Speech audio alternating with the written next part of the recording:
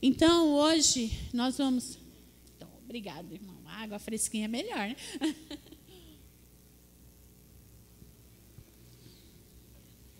Nós vamos falar mais um pouco sobre o cristão firmado na rocha da palavra. É muito importante esse tema, porque se não estamos firmados em algo, nós somos abalados por qualquer notícia. Nós somos abalados por qualquer dificuldade, qualquer enfermidade. E eu tenho certeza que, se eu perguntar, todos vão levantar a mão, vão dizer que sempre que já tiveram uma notícia ruim, ou às vezes ainda está passando por uma notícia ruim. Mas quando nós estamos firmados na rocha, que é Jesus Cristo, nós temos um escape, nós temos uma saída. Amém?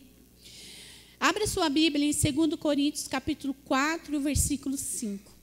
Por que nós temos essa segurança e essa tranquilidade de ouvirmos a palavra do Senhor e ela tem um resultado excelente nas nossas vidas?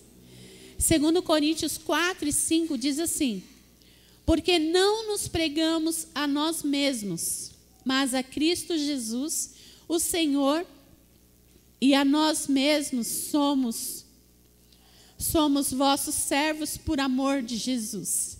Aqui, os apóstolos, eles falaram isso. O próprio Paulo também falou isso. Porque não nos pregamos a nós mesmos. O que eles queriam dizer com isso? Que quando é lançada a palavra do Senhor, a pessoa não fala por si mesma. Tem um resultado espiritual, porque não são apenas palavras humanas. Não são apenas palavras que queiram convencer o homem de algo. Aí ele termina o versículo falando assim: e a nós mesmos somos vossos servos por amor de Jesus. E voltando um pouquinho, ele fala assim, que o que pregamos fala do próprio Cristo. Então, assim, durante esse mês todinho, nós ouvimos falar sobre o cristão firmado na rocha, que é Jesus Cristo. E nós precisamos e aprendemos a como nos firmar, a como construir nossa vida nessa rocha. Né? O irmão Fernando deu uma ótima explicação, o Alan também, se eu não me engano, de construção. Gente, meu marido é pedreiro, mas não me pergunte nada, porque eu não entendo nada. Eu só sei alguma coisa quando ele fala assim, aí eu pego uma coisa ou outra. Mas quem aí já construiu, né, já sabe como funciona.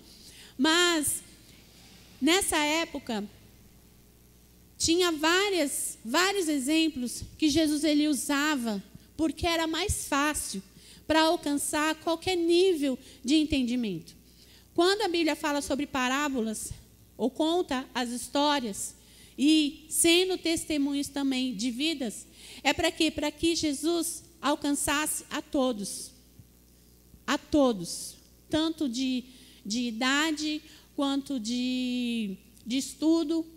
A importância que Jesus tinha, a preocupação que ele tinha, é que a palavra, as boas novas alcançassem a todo nível de pessoas. Amém? Então aqui, naquela época usava muito, falava de lavoura, porque é o que usavam de construção, e caímos nesse aqui. Quando a Bíblia fala sobre o homem que fez a casa na areia e o homem que fez a casa na rocha.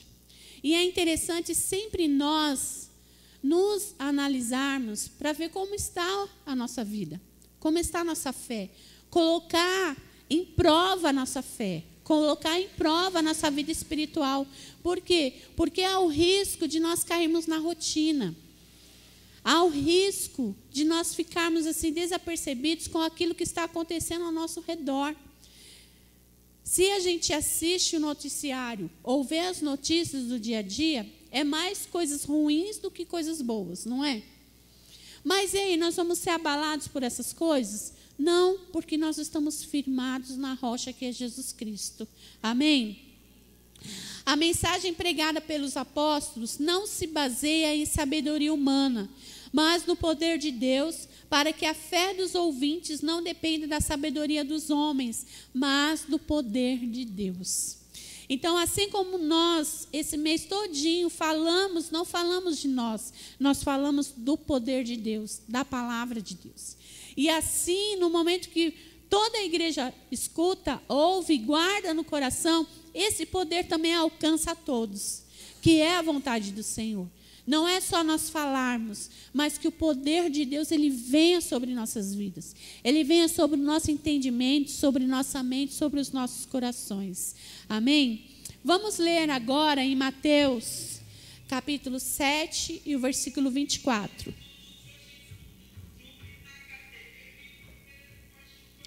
Mateus, capítulo 7.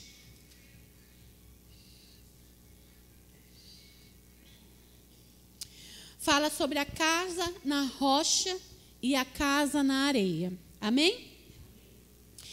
Aí diz assim a palavra do Senhor: todo aquele, pois, que escuta estas minhas palavras e as pratica, assemelhá-lo-ei ao homem prudente, que edificou a sua casa sobre a rocha.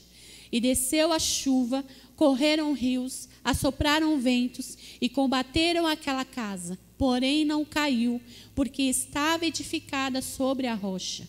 E aquele que ouve estas minhas palavras e não as cumpre, compará-lo-ei ao homem insensato, que edificou a sua casa sobre a areia. E desceu a chuva, correram rios, assopraram ventos, combateram aquela casa e ela caiu. E foi grande a sua queda. E aconteceu que, concluindo Jesus esse discurso, a multidão se admirou da sua doutrina, porque os ensinava como tendo autoridade e não como os escribas. A palavra do Senhor, ela tem poder. Diga assim: a palavra do Senhor tem poder. A palavra do Senhor tem unção. São as boas novas nas nossas vidas. É por isso que quando nós ouvimos, a nossa vida, ela não fica do mesmo jeito. Ela não continua do mesmo jeito. Ela não caminha do mesmo jeito. Há uma mudança. Há uma mudança. E aqui no finalzinho, no versículo 28, fala assim, ó: e aconteceu que, concluindo Jesus esse discurso, a multidão se admirou da sua doutrina. Por quê? Porque a sabedoria que Jesus tinha não era uma sabedoria humana. Nossa, era Jesus falando. A sabedoria, a inteligência, era mais que isso. O poder de Deus através de Jesus. Então, toda vez que nós estamos ouvindo ou lendo a palavra do Senhor, é o poder de Deus que está vindo sobre nossas vidas. É por isso que muitas vezes, quando nós começamos a ler a palavra do Senhor, é por isso que muitas vezes, quando nós paramos para ouvir a palavra do Senhor, bate o cansaço, bate o desgaste, porque é uma luta do nosso espírito com a nossa carne. E não só nesse momento do culto, principalmente quando a gente vai lá para o dia a dia. Lá para o dia a dia. De manhã o Gelli falou do versículo lá em Tiago, que ele fala assim: quando você ouve a minha palavra, você precisa ser perseverante. Não apenas ouvinte, mas praticante da boa obra. Porque nós ouvimos aqui a palavra do Senhor, nos alimentamos da palavra do Senhor, das boas novas, para quê? Para quando nós formos lá para a nossa casa, para quando nós formos lá para o nosso trabalho, lá para o estudo, lá enfrentar a dificuldade da vida, nós estamos alicerçados num princípio divino, que é o que faz toda a diferença. Quando nós estamos lá nas nossas casas, no momento de depressão, no momento de angústia, no momento que vem uma notícia ruim, no momento que vem a turbulência no casamento, nos sentimentos. E aí, como está firmado a nossa casa? Em que eu construí a minha vida espiritual? Será que está levada só nos louvores? Ah, irmã, mas é que eu gosto tanto dos louvores, aquele louvor mexe tanto comigo. Nossa! Como mexe? Aí passa a semana todinha, nem ouviu mais louvor. Esqueci. Aí chega na outra semana, ai, eu não vejo a hora de ir para o culto para ouvir aquele louvor que mexe tudo, mexe tudo. Mexe aqui dentro, mexe no seu emocional. Mas é a sua vida espiritual. Ela é mais importante. O louvor é essencial. A nossa comunhão é essencial. Mas quando a Bíblia fala assim sobre construção, esse momento aqui é só um pouco do que Deus ele quer fazer nas nossas vidas. O que Ele quer que nós sejamos como crentes fiéis a Ele. Esse momento aqui é um suporte, melhor dizer, para a nossa vida espiritual. Sabe por quê? Porque quando chegar no domingo que vem, a igreja não vai estar aberta aqui para vir todo mundo louvar o Senhor. Ou vai? Não vai, vai estar fechada. E aí? Quando vier os problemas, o que nós vamos fazer? Eu vou correr para a igreja. Não, já vai estar lá disponível, lá, o Alan vai estar lá disponível, a Nini vai estar disponível para pregar para mim. Vai, louva aí, louva, canta, ministra. Não. Esse momento aqui é um suporte para nós ouvirmos a palavra do Senhor e enfrentarmos nossas dificuldades lá fora. Lá fora, lá na nossa casa. Naquele momento de angústia durante a noite, que Satanás ele vem e buzina nos ouvidos. Naquele momento de confronto, quando Satanás ele vem e atiça a nossa fé. E aí, vai dar tempo de chamar o pastor? Não. Vai dar tempo de mandar um WhatsApp? Não vai dar tempo. Jé, canta um hino aí para eu me animar aqui. Não vai dar tempo. Por isso que Jesus ele teve essa preocupação, como ele fala aqui, o discurso. Ele falou. E aí eu fico imaginando, será que Jesus, ele tinha a mesma empolgação que a gente tem? Porque às vezes a gente tem aquela empolgação, né? De quando começa a pregar, fica todo eufórico. Eu fico imaginando Jesus. Aqui fala o quê? Foi um discurso. Como é um discurso? A multidão parada, a multidão, gente, não era 1, 2, 3, não. Era a multidão. Não tinha microfone. E a multidão estava como? Atenta ao que Jesus falava. E quando ele terminou ali o discurso, eles perceberam, eles ficaram, como fala aqui, eles ficaram admirados pela doutrina, pelo ensinamento. Porque Jesus ele falou assim, aquele que ouve as minhas palavras e as pratica, é como o homem que construiu a sua casa na rocha. Veio a chuva, veio o vendaval, veio as dificuldades, mas a casa ficou firme. Agora, um homem que ouviu as minhas palavras, lembra que quando a Bíblia fala de homem, ele fala de homem e de mulher, não é só o homem. Que ouviu as minhas palavras e não praticou, é como aquele homem que construiu a casa na areia. É como aquele barquinho, não lembro quem foi que deu essa explicação, do barquinho que... Lembra quando a gente era criança, né? Fazia aquele barquinho de papel, né? E colocava lá eu colocava no balde, né? Colocava no balde lá. O que o barquinho fazia? Molhava e desfazia. Se nós ouvimos a palavra do Senhor e não praticamos a palavra do Senhor, nós estamos como esse barco. E construímos nossa casa na areia. Vem a chuva, vem a enfermidade, vem os problemas, vem as dificuldades. E aqui a Bíblia fala que a casa cai e o tombo é grande. Por que o tombo é grande? Porque eu fico imaginando assim, nós caminhamos, vivemos e planejamos muitas coisas, não é? Planejamos muitas coisas, né? Estudar, casar, enfim, ter uma igreja boa, firme, ter muitas amizades e tal. Aí começamos a caminhar, estamos caminhando, estamos construindo algo. Mas aí quando vem o problema, se a nossa casa está construída na areia, a nossa vida cai, desmorona. Acontece como eu citei. Eu vim no domingo, ouvi o louvor, nossa, mexeu aqui dentro do meu coração, mexeu em tudo que precisava mexer. Quando passou a semana, veio a notícia ruim, a minha casa não estava construída na rocha. Desabei de novo, irmã. Desabei de novo. E o tombo é feio. O tombo é grande. Porque é isso que Satanás ele quer fazer conosco. Ele quer fazer com os filhos de Deus. Que o tombo seja grande. Ele não quer só um tombinho, não. Ele não quer só um tombinho. É por isso que ele lança incredulidade, por isso que ele lança insegurança, por isso que ele lança medo, por isso que ele lança depressão, porque o tombo é grande. É grande. A destruição é grande. Mas aí aquele homem que ouve as palavras do Senhor, guarda e pratica. Aqui Jesus falou que é como o homem que construiu a casa na rocha, no alicerce, firme. Olha, eu fui para o culto, eu ouvi os louvores, meditei bem na letra, mexeu aqui no meu emocional, mexeu no meu coração, ouvi a palavra, guardei a palavra e eu vou passar a semana firme. Veio a dificuldade, veio a tempestade, mas eu estou firme. Eu estou firme, ó, meu pé aqui está firme, eu não me abalo.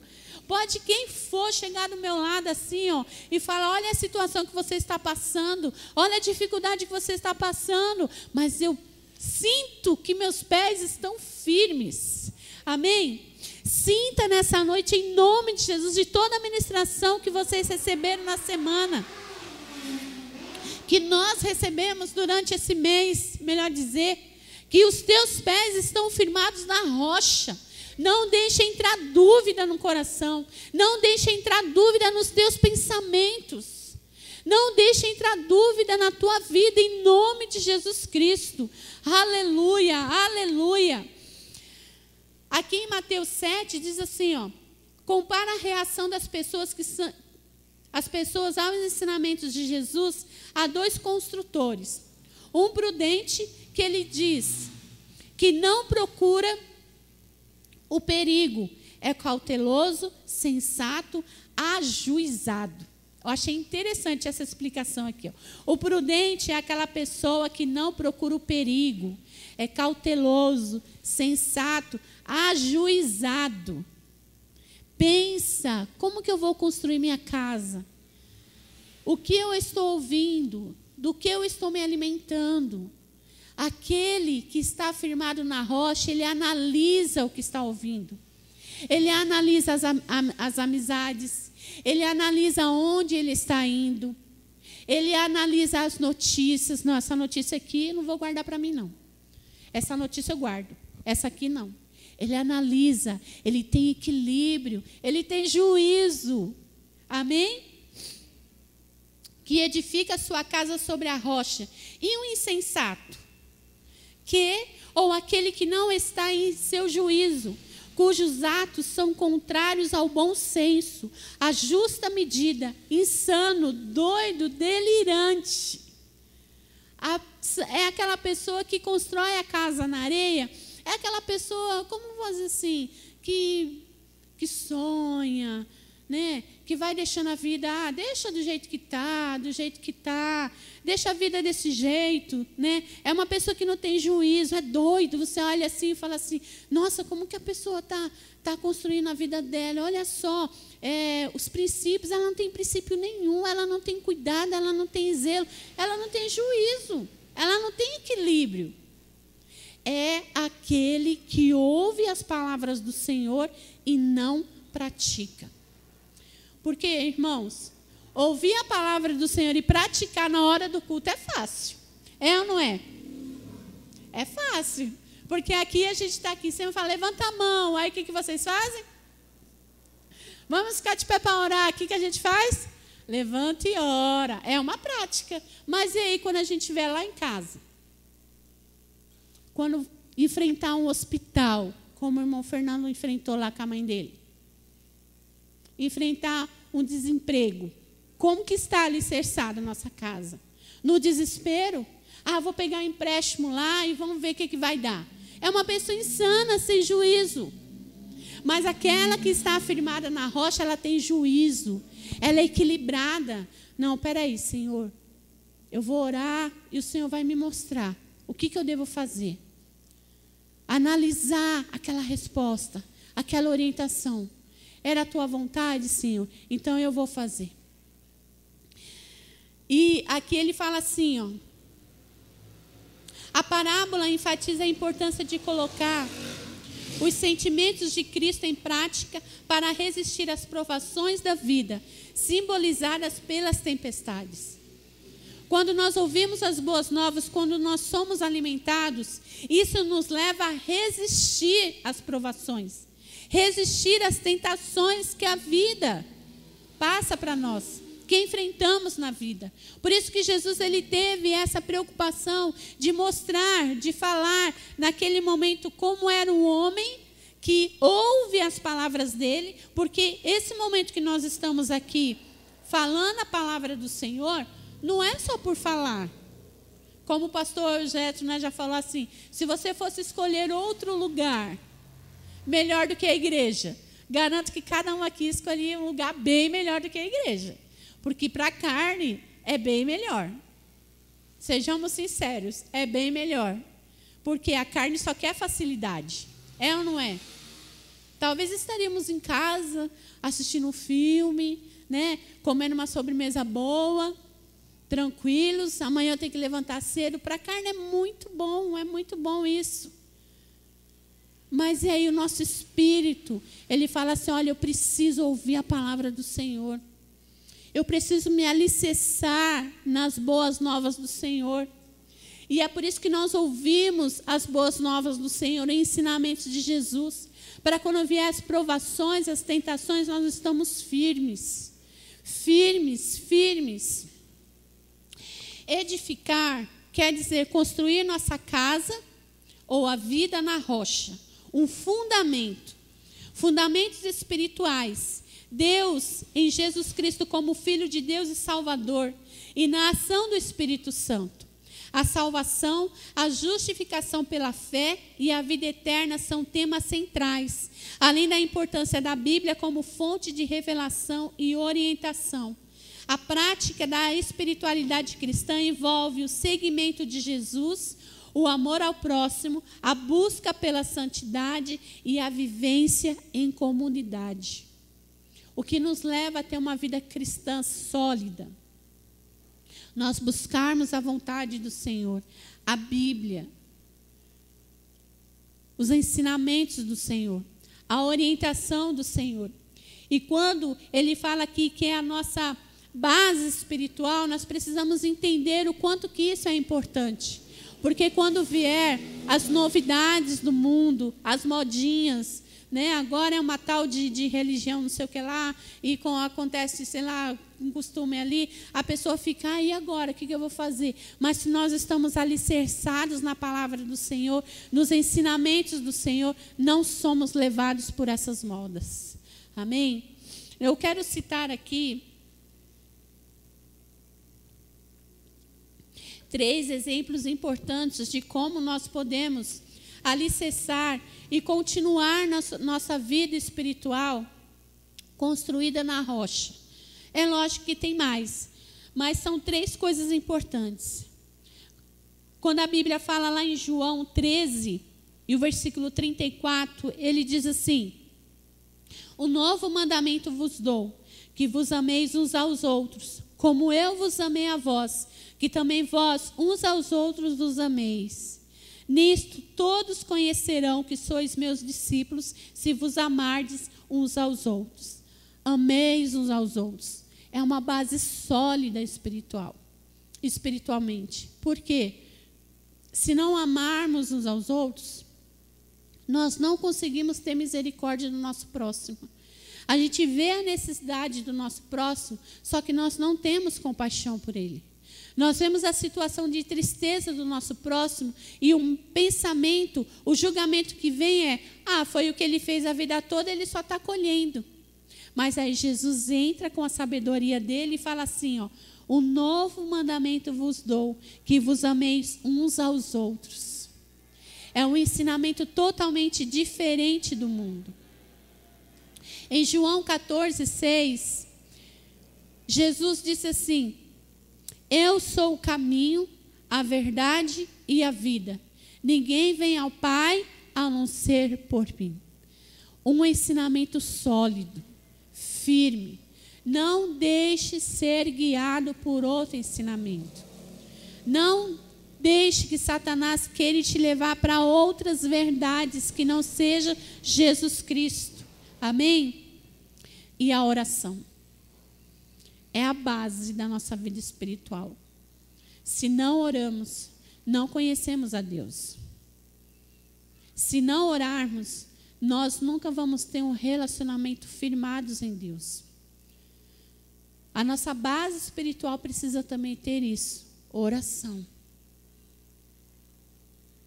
A oração, ela traz comunhão e vivência com Deus. Vamos ver em Mateus 6:6.